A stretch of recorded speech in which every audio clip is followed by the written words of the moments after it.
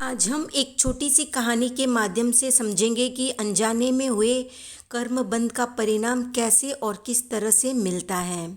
कर्म हम सबके अंदर एक इनबिल्ट रिकॉर्डर का काम करता है। कोई भी बात या कार्य हमें याद रहे या नहीं, पर कर्म को अच्छे से याद रहती है। तो एक छोटी सी मामूली बात को भी कर्म रिकॉर्ड करता है और बड़ी से बड़ी बात को भी, और सही मौके पर हमें याद भी दिला देता है कि हमने ऐसा कुछ किया था।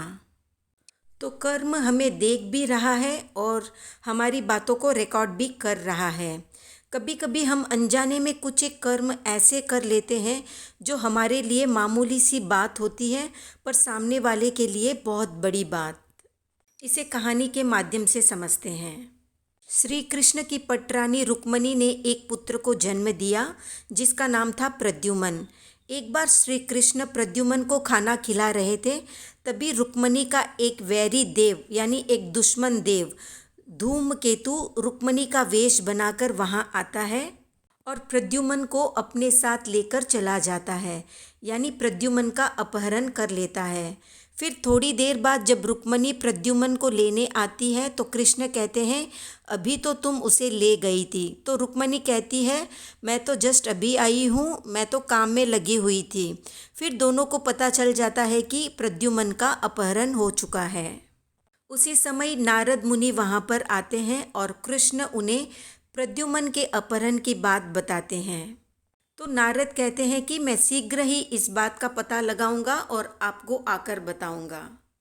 नारद मुनि वहाँ से सीधे महाविदेह क्षेत्र में जाते हैं सीमंदर स्वामी, संपूर्ण ज्ञानी सीमंदर स्वामी के पास, और उनसे पूछते हैं कि प्रद्युम्न का अपहरण किसने और क्यों किया।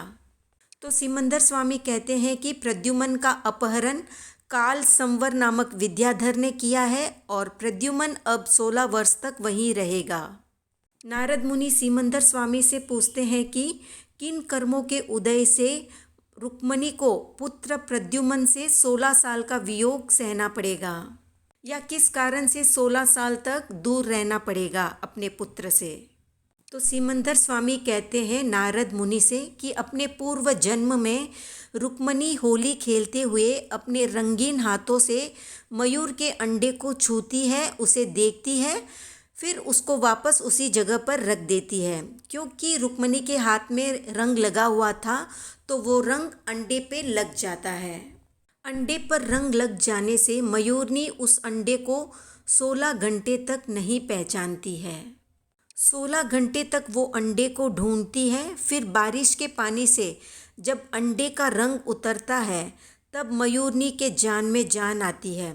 पर क्योंकि वो 16 घंटे तक अपने अंडे से बिछड़ कर रहती है, रुक्मणी की एक छोटी सी अनजानी गलती के कारण, इसलिए रुक्मणी को बिल्कुल वैसी ही विरह वेदना देखनी पड़ेगी 16 साल तक अपने पुत्र से दूर रहकर। तो कर्मफल मिल रहा है 16 गुना अधिक होकर, जबकि रुक्मणी का इंटेंशन न तो अंडे को नुकसान पहुंचाना था और ना ही मयूरनी को सताना। सहज खेल खेल में जो उसने अंडे को रंग लगा दिया, उसका परिणाम 16 वर्षों के लिए अपने पुत्र से दूरी के रूप में मिलेगा। ऐसा उसने कभी सोचा भी नहीं होगा। इसलिए कहा जाता है, अपने आप में रहो, चंचलता मत करो, ताकि अनावश्यक कर्मों का बंध न हो। जब कर्मों से श्री कृष्ण भी नहीं बच सके तो हम सब तो कुछ है ही नहीं उनके सामने।